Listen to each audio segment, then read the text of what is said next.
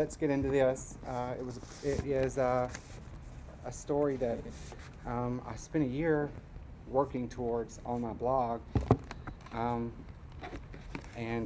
Douglas has, in his infinite wisdom, renamed it for me, or at least this section, and it's called "Coming Out to Jimmy Swaggart in a Pantsuit." In the summer of '91, after almost 20 years spent working the land, my father had given up, restructured his debt, and set off to find a new way to support our family. My mom and dad had lost the farm, and I had to move out of my first apartment and get a second part-time job. I'd been given two options: come home and work for my dad, or go to a junior college to earn a degree. The choice was easy. As I packed my things, I planned on never going back to the Delta, save for the holidays. My mother had insisted that I attend a conservative Southern Baptist college, despite my logical arguments for attending a community college until I knew what I could do with myself. Realizing now I could start over with real direction, I rolled headfirst into my new life. Over the previous several months, I had begun to let myself consider what it meant to be openly gay. Before the bankruptcy, I figured I'd better fight to fit in and do my best to be like everyone else. After the bankruptcy, virtually on my own and faced with a new beginning, being myself didn't seem as daunting. That was the moment of inception for me. That was the jumping off place that led me to where I am today, in a long-term relationship, co-owner of a gay-owned small business, and hopefully living proof that my partner and I aren't much different from the rest of the world. That fall, I began class at Hines Community College, where I studied graphic design and met my first boyfriend. He was 19. I imagined we were going to be together forever, and nothing could change my mind. He, having been married, was still semi-closeted, and when friends asked if we were a couple, I coyly referred that question to him.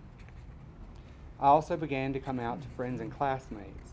It was difficult at first, but each telling of my truth became easier. I never faced judgment, which surprised me.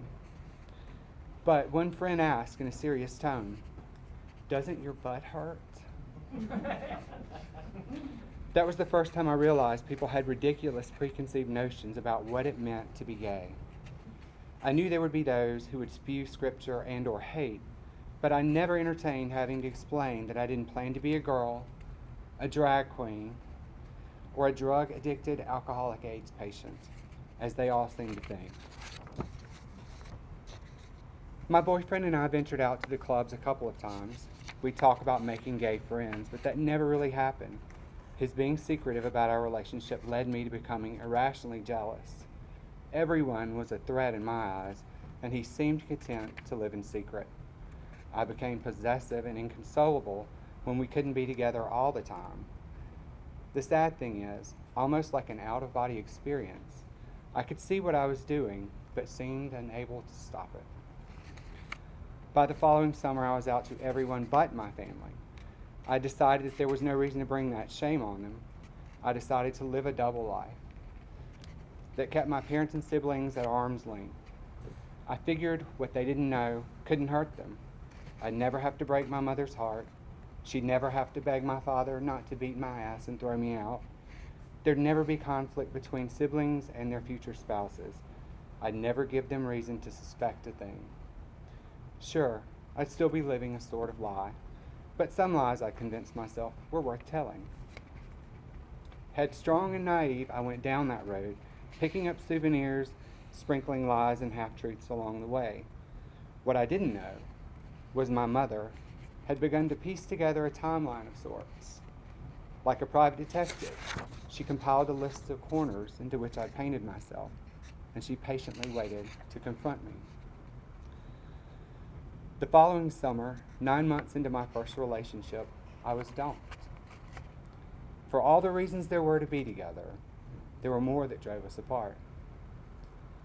2 kids, each trying to figure out what it meant to be gay in a world before Will and Grace.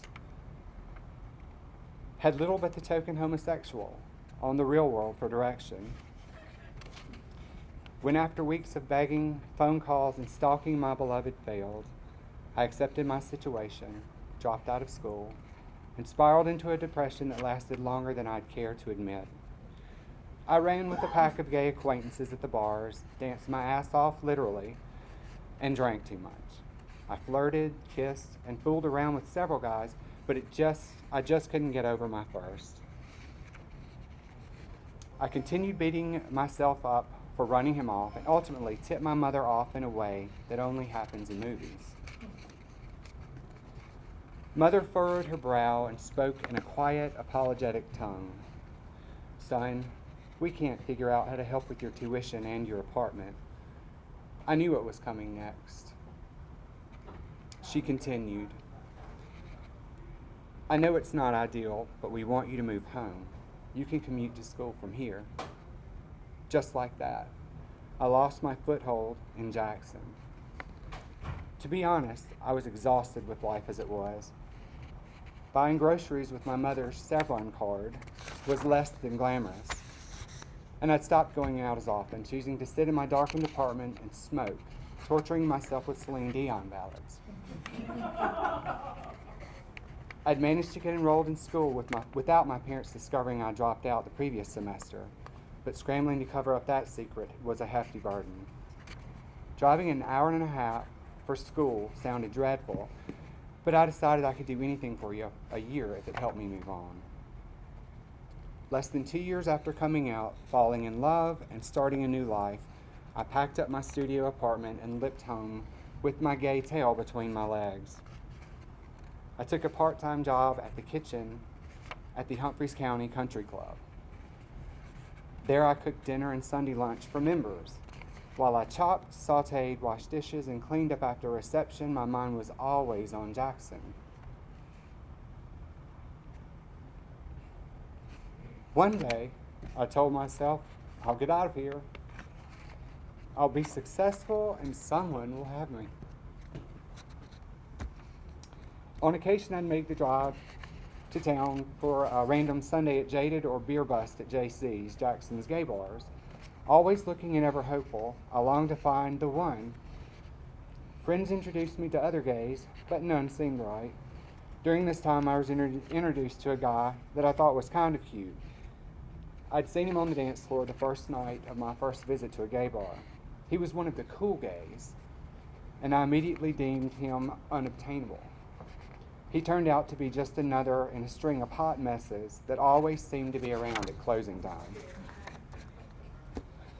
One sunny afternoon, just when I'd resolved to keep moving ahead, I ran into my first love by chance.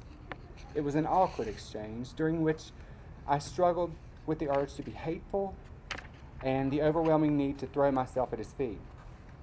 In the end, I walked away with the feeling that I should be as happy as he, so I faked it. A few days later, in a fit of stupidity, I whipped into a florist and I sent him flowers. It's nothing, I told myself. It's a gesture, innocent. And who knows, he might fall in love with me again. Someone on Madison Avenue better be rolling in the dough for making floral delivery the answer to life's problems. Lost your job? Have some flowers. Dried up ovaries? Have some flowers. Stigmatized, unable to forget your first love, and pathetic as a cat turd? Send him flowers. When I got back to the Delta, my mother greeted me. Quickly, I recognized the look on her face. I'd seen it when I was a child.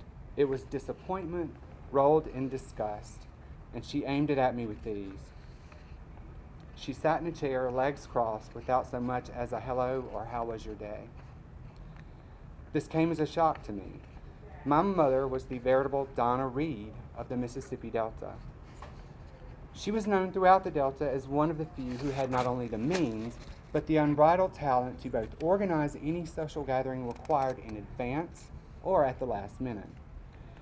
No one knew, but Mother always had the essentials in the cupboard. She could throw together a catfish Creole or fling a kebab on the grill. To say the least, when she set her mind to it, she only needed 15 minutes to set up a gathering, God knows how many times Mother stood up and invited the entire congregation back to our home for a mixer just after Sunday night service. In Mississippi, the hospitality state, she made it look easy. But at that particular moment, I did not feel welcome in my own home. "Son," she said, "have a seat." As I sat, my mind locked on the reason for the talk, and I knew the jig was up. You see, I had given an emergency number in case there was any trouble delivering the flowers. I'd foolishly assumed everyone knew where this art department was, and as we now know, they had trouble finding it. What's this about flowers for your friend?" she uttered through tightened lips, like salacious gossip. "What?" I asked. She tilted her head and squinted. "The flowers you sent that boy." I pressed on. "I don't know what you're talking about." She sat back in her chair, crossed her arms. "We're going to have a long talk with your father tonight," she said calmly. "We'll get to the bottom of this. You mark my words." I found myself standing in the middle of my room, unaware that I'd even left her. I quickly scanned for things I couldn't live without. What I couldn't fit in my trunk, I didn't need. There was no question in my mind how this would end. I'd have to tell my truth once more. My father, a peaceful man for the most part, would physically toss me out of the house. Mother, clinging to his ankle, would be dragged along the driveway yelling, "Wallace, don't hurt him! No, Wallace!" And my siblings, driven from slumber by the commotion, would witness me stealing my car as dust billowed behind me on my way back to Jackson. My father knocked on the door. "Your mama said we need to talk. Are you okay, son?" I could tell he had no idea what was going on. My mother wasn't just leading me to slaughter. My father was along for the ride as well. In one evening, his boy would become a queer and dead to him very soon after. As I followed him downstairs, I replayed what I thought would happen over and over in my mind. There would be the telling, the ass whipping, and the exile. My father has always been a pretty level-headed man. I've only seen him lose his temper once. I was a kid, no more than 10 years old. My aunt owned what we call a country store, just down from our small home. A crowd had gathered around the hole in the wall. When I approached, I saw a disheveled man pushed from the doorway and down to the gravel parking lot, my father hot on his heels. The scuffle ended with the man apologizing over and over for what he'd done. The crowd dispersed, and my father stood red-faced, holding his twin sister Wilma as she wept. I learned later that the man, drunk and belligerent, had groped my aunt and pinned her behind the counter. My father had come to her rescue, but the image of my father, filled with rage, hitting another man, was burned into my brain. I sat in an oversized queen chair, feet flat on the ground. My sweaty hands were crammed under my legs, helping me feel grounded, almost safe. I thought I might slip from gravity's hold and drift off into the dark Delta sky. If I concentrate, I can disappear into this ugly upholstery, I thought. Mother had taken her place on the sofa to my left, and Pop was in his recliner to my right. My father's back placed him in one of two places, the recliner or flat on his back on the floor with his big pillow.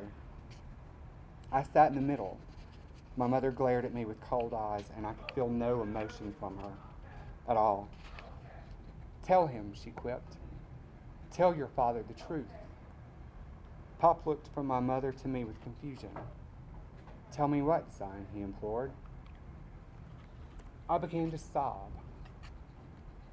I felt the life slipping from me as I willed my body deeper into the chair. I knew there would be no relief in the telling, no weight lifted from my shoulders, and certainly no healing in this truth. Slowly, in a voice as small as a whisper, I uttered what would surely break my father's heart. "I'm gay."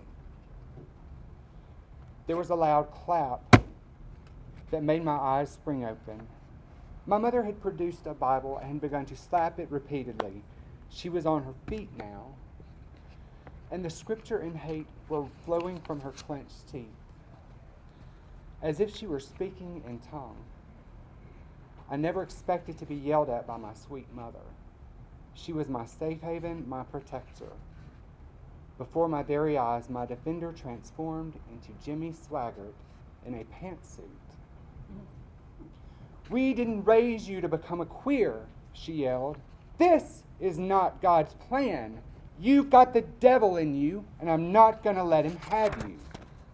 My father looked on, still confused by what I'd said. Then just as quickly as Mother had turned on me, my father spoke, and I'll never forget what he said. "Shut up, Bonnie," he yelled as he pointed at her. I didn't grow up in a home that got loud. We didn't fight or even have heated debates. There was only respectful dialogue around the dinner table. I had never even seen my parents disagree. Mother stood there, the Bible hanging by her side, her mouth agape. "Wallace!" "Shut up," I said. Then in what can only be described as the most powerful moment I've had in my entire life, my father got out of his recliner. He looked at me with the eyes of a parent, placed his oversized pillow at my feet, and lay down directly in front of me. "Son, tell me why you think you're gay."